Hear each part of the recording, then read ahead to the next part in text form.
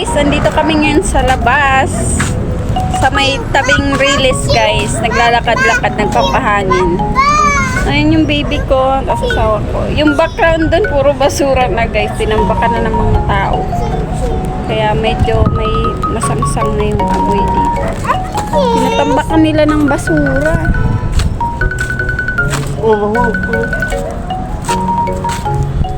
Ayan guys.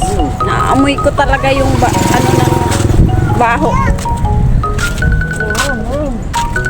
Bumili ako ng soft drinks.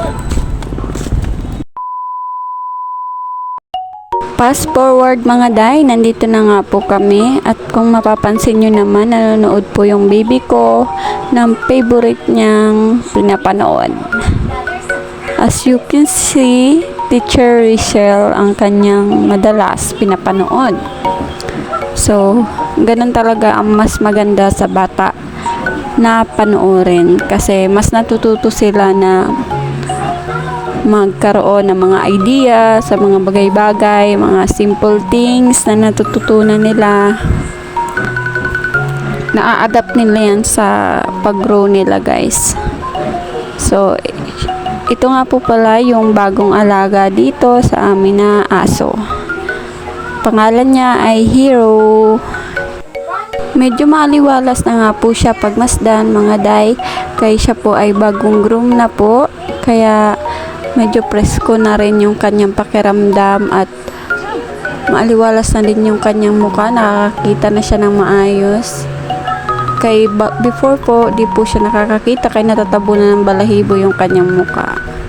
By the way, nandito na nga po yung anak ko sa labas, naglalaro na po sa kanyang favorite toy. Sobrang nag-i-enjoy nga po siya nung lumabas kami.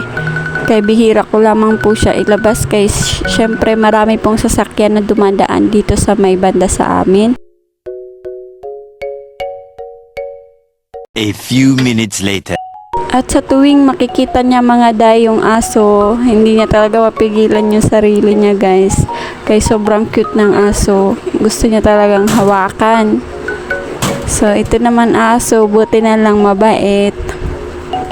Kaya okay lang na hawakan siya guys.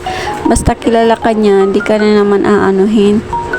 Ayan guys, sobrang cute nga po talaga ng aso na yan. At by the way mga day, isang mapagpalang araw po sa inyong lahat. Hanggang dito na lang po muna.